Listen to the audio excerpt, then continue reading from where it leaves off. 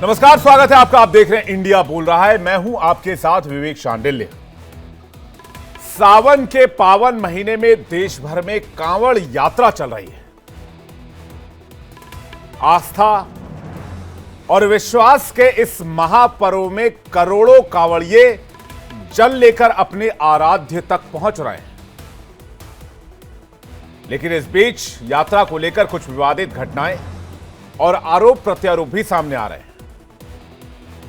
कांवड़ यात्रा के बीच एक मौलाना है जिनका नाम है साजिद रशीदी। उन्होंने कुछ ऐसा कह दिया है जिस पर घमासान हो गया है। मौलाना रशीदी ने कहा कांवड़िए भगवा आतंकी हैं, जिसके बाद वो साधु संतों और यहां तक कि यूपी के सीएम योगी आदित्यनाथ के निशाने पर भी आ गए। सीएम योगी ने वाराणसी में कार्यक्रम के दौरान कांवड़ यात्रा को लेकर अपनी स्पष्ट और तीखी प्रतिक्रिया व्यक्त की। उन्होंने कहा कि कांवड़ियों को उपद्रवी बताने वाले वही लोग हैं जिन्होंने पहले जनजातीय समाज को राष्ट्र की मुख्य धारा से काटने की कोशिश की थी।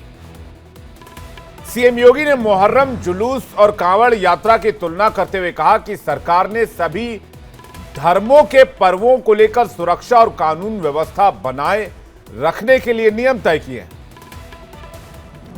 मुहर्रम के जुलूस पर कोई पाबंदी नहीं थी, लेकिन कुछ लोगों ने ताजिए की ऊंचाई को लेकर जानबूझकर नियमों का उल्लंघन किया। जौनपुर में इसी वजह से बड़ा हादसा हुआ जिसमें 3 लोगों की जान चली गई।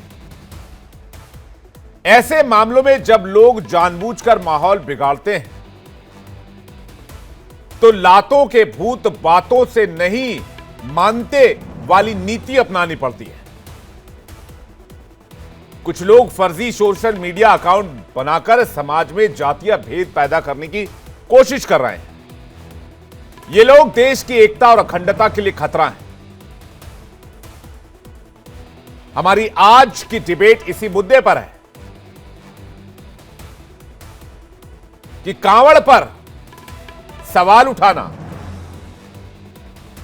और ताजिए पर खामोशी यह कैसे संभव है? यह किस तरह का सेक्युलरिज्म वाला चश्मा है?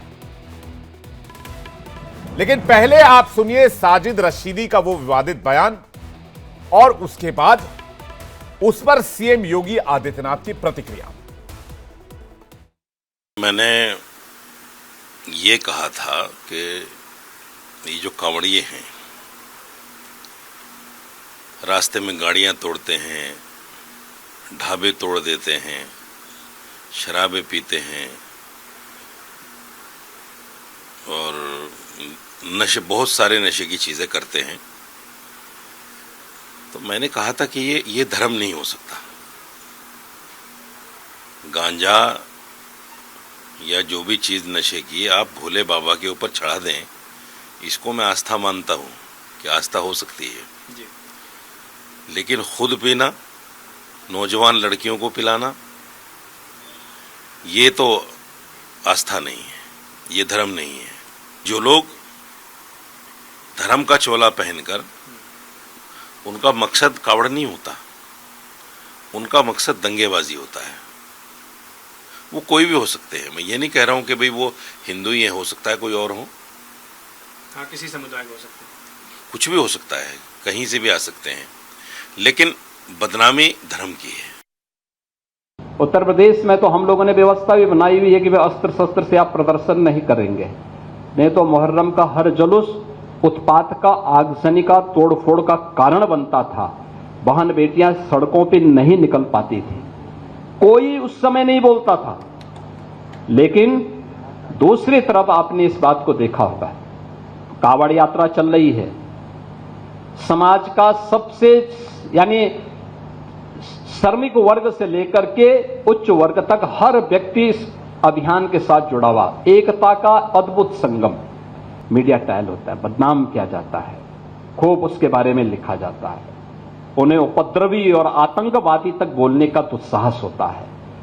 यह वह मानसिकता है जो हर प्रकार से भारत की विरासत को अपमानित करना चाहती है। ये वही लोग हैं जिन्होंने जनजातीय समुदाय को भारत से अलग करने का प्रयास किया। उन्हें भड़काने का काम किया, उन्हें भारत के खिलाफ संघर्ष करने के लिए हर स्तर पर षड्यंत्र किए। ये वही समुदाय है जो भारत की आस्था का सदैव अपमान करता है, और यही वे लोग हैं जो आज सोशल मीडिया प्लेटफॉर्म का फेक अकाउंट बना करके जातीय संघर्ष की स्थिति को पैदा करना चाहते हैं। जौनपुर में जबरदस्ती उन्होंने बड़ा ताजिया उठाया और हुआ क्या, वो हाई टेंशन की चपेट में आया, 3 लोग मर गए। बाद में उन्होंने रास्ता जाम किया तो पुलिस ने कहा क्या करें, मैंने कहा लाठी मार करके बाहर करो इनको, क्योंकि ये लातों के भूत हैं, बातों से मानेंगे नहीं। जब हमने कहा था कि हाई टेंशन तार की चपेट में आ सकते हो, इससे ऊंचा मत करना, अपने इन्होंने किया है, आप कार्रवाई कर दो इनके खिलाफ।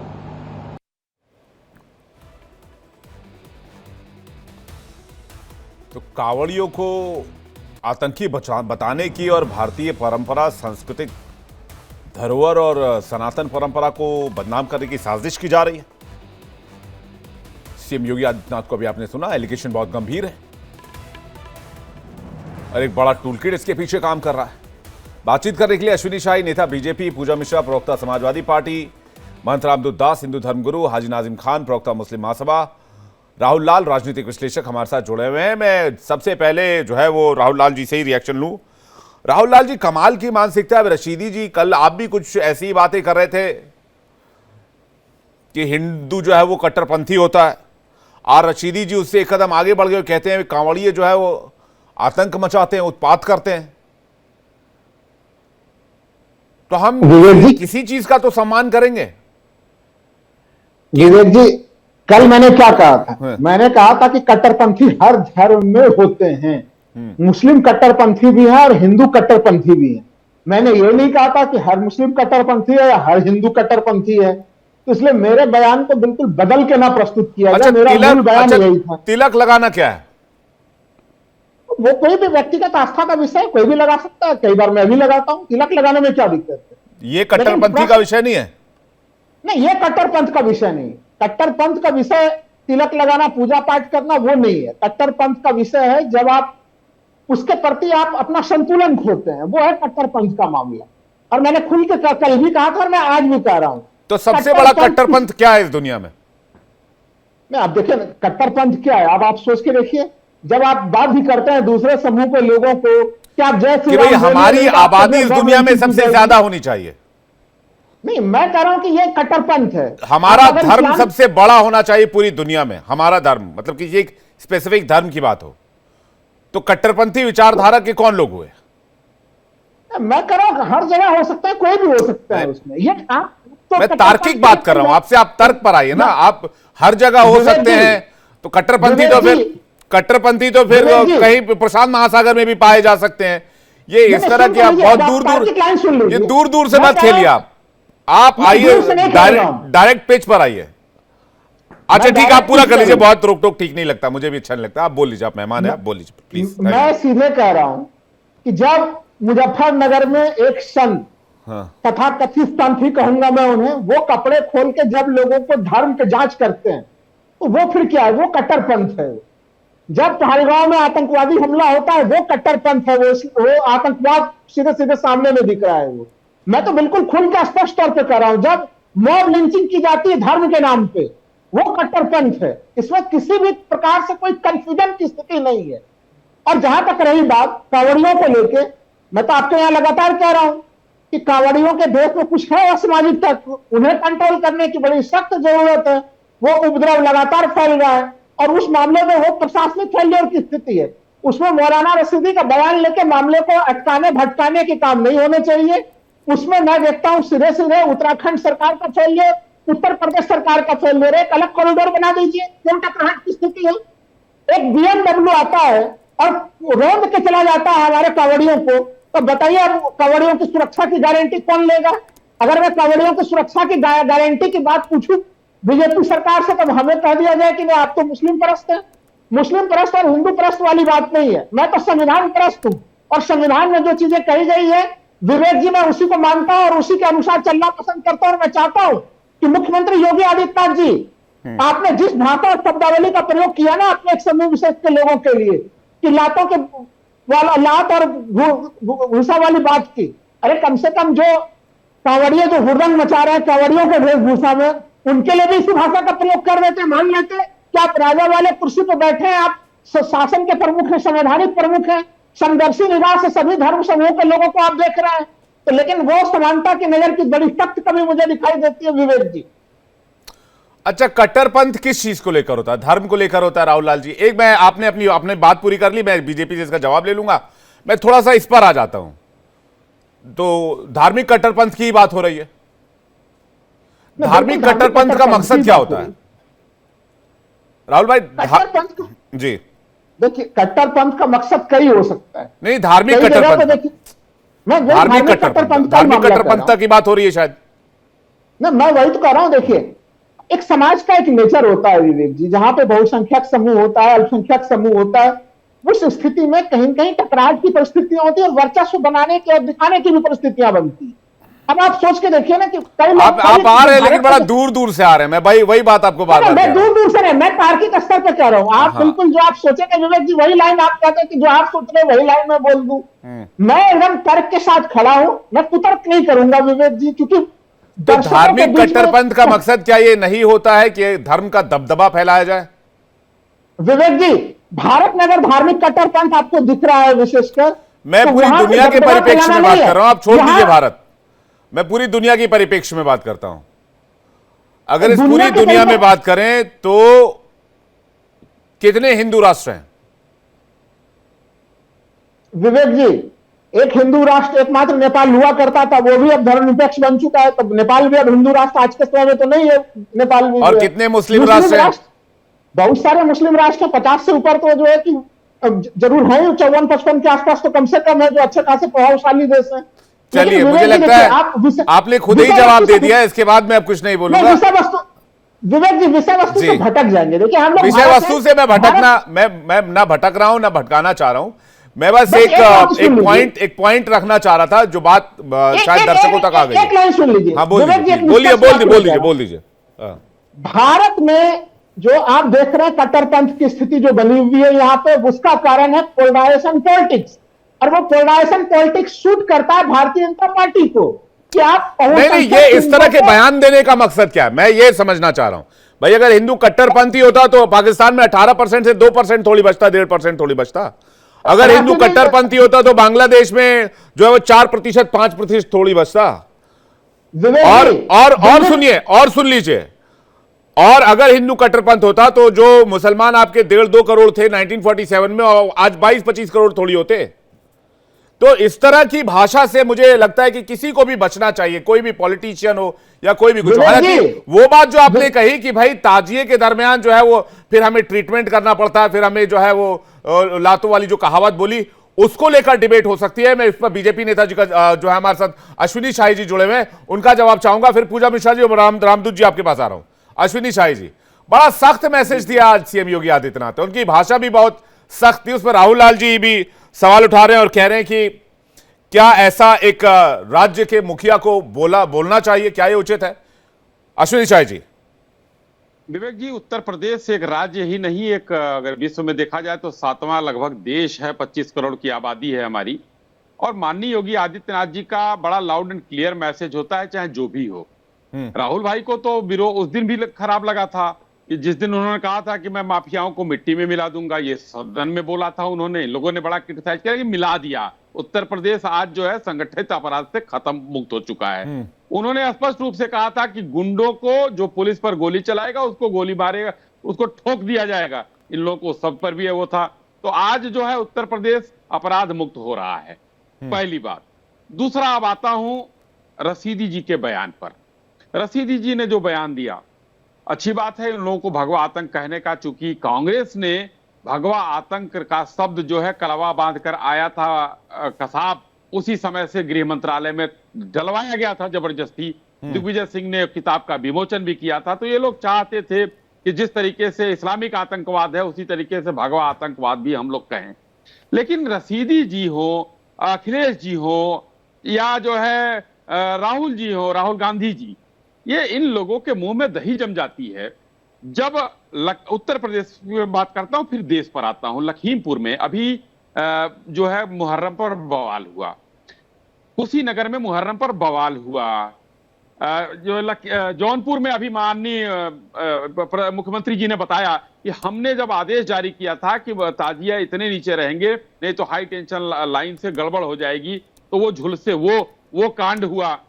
तीसरा ये क्या नाम है, अलीगढ़ में भी बवाल हुआ था, ये उत्तर प्रदेश में हुआ, इस पर किसी का बयान नहीं आया और कांवड़ यात्रा में 50% आतंकी हो गए। अब आता हूं, थोड़ा सा प्रदेश से बाहर निकलता हूं।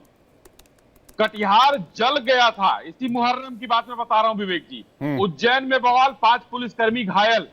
चूरू में एक लड़के की पीट कर हत्या मुहर्रम के जुलूस में कर दी गई। दरभंगा में बवाल हुआ, नवादा में करंट से लोग मर गए, वैशाली में बस फूंक दी गई और सीकर में बवाल हो गया। ये कुछ घटनाएं जो मैंने आपको बता दिया। कोई बात नहीं की, किसी ने कोई बयान नहीं दिया, लेकिन सनातन यात्रा जब निकली, कांवड़ यात्रा हो या कुंभ की यात्रा हो, उन दोनों में इन लोगों के द्वारा किस तरीके से काम किया जाए। अगर हम लोगों ने कहा कि भाई नाम बता दो, उसका विरोध हुआ। अब अगर कहा जाए तो अब आतंकी कह रहे हैं। राजीव राय जी पूजा जी की पार्टी के सांसद हैं, उन्होंने कहा उत्तर प्रदेश में बेरोजगारी बहुत हो गई है, इसलिए ये कांवड़ यात्री निकलते हैं। भाई 17%, 12 से 17 के बीच में था, आज 3% से कम है, तो ये बेरोजगारी है उत्तर प्रदेश की। लालजी वर्मा इनके एक नेता हैं, लेकिन वाला मुहावरा जो था उसके बारे में क्या कहेंगे? एकदम देखिए, अगर उत्तर प्रदेश सरकार अपने प्रदेश में लॉ एंड ऑर्डर के लिए कृत संकल्प है, अगर कोई कानून व्यवस्था नहीं मानेगा तो उसके लिए उन शब्दों का प्रयोग करना उचित है और कानून का भी प्रयोग करना उचित है। ठीक है। पूजा मिश्रा जी, ताजिए में जो लोग उत्पात मचाते हैं उनको आतंकी नहीं कहा जाता, वो तो कहते हैं कि भाई ये अपने धार्मिक यात्रा निकाल रहे हैं और जो है पुलिस ने उनको उकसा दिया। कांवड़िए जब धार्मिक यात्रा निकालते हैं और कहीं पर हंगामा विवाद होता है तो कहते हैं कि भाई उपद्रवी है, ये आतंकी है, ये आतंक फैला रहे हैं, हुड़दंग कर रहे हैं, ये नशा पत्ता करने निकले हैं। पूजा जी आपको नमस्कार और साथी प्रवक्ताओं को भी नमस्कार। उत्तराखंड सरकार चला रही है जो है मिशन आपका कालनेमी, ऑपरेशन पता है वो ना कालनेमी कौन है? जी पता हो ना कालनेमी कौन है और किन्हें कहा जा रहा है। परेशानी ये हो जाती है ना कि अगर विपक्ष के लोग बोले ना तो चर्चा होगी, अगर ओपी राजभर कह दे कि ये कांवड़ यात्रा जो होती है वो नशेड़ियों की ट्रेनिंग के लिए होती है तो चर्चा नहीं होगी। अगर जो है किसी धर्म का व्यक्ति कह देगा तो चर्चा होगी, पर वहीं पे अगर शंकराचार्य कह देंगे तो चर्चा नहीं होगी, क्योंकि ये आजादी दी जाती है जो है हिंदुओं को या शंकराचार्य को जो है भाजपा की तरफ झुकाव रखते हैं या जिनको लगता है भाजपा ने इन पर टिप्पणी नहीं करना चाहिए तो हमारे पार्टी से आता है। अभी उन्होंने बोला भगवा आतंकवाद, अभी कहाँ है भगवा आतंकवाद का कहने वाले? जो प्रज्ञा ठाकुर 2008 में मोहाली बॉम्ब ब्लास्ट में संलिप्त थी, जो अभी भी जा रही हैं, जिनको 2019 में आपने जो है टिकट दिया था, जिसको लेकर के भगवा आतंकवाद कहा था, सब तो आप ही के पास में है। आपने किसी को बाहर का रास्ता नहीं दिखाया हुआ है। अब बात कर लेते हैं कांवड़िया यात्रा की।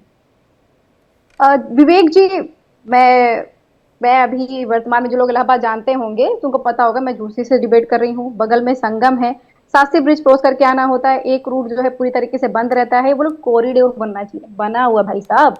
दिक्कत यह है कि मैं भी आ रही थी, मेरी स्कूटी को अंदर नहीं जाने दिया उस रूट पे जिस पे कांवड़िया जाते हैं, पर मजिस्ट्रेट लिखी हुई गाड़ी को, मुझे लगा कि सरकारी गाड़ी है क्या, शायद मैंने क्रॉस चेक किया, सरकारी गाड़ी नहीं थी, उसको जाने दिया गया।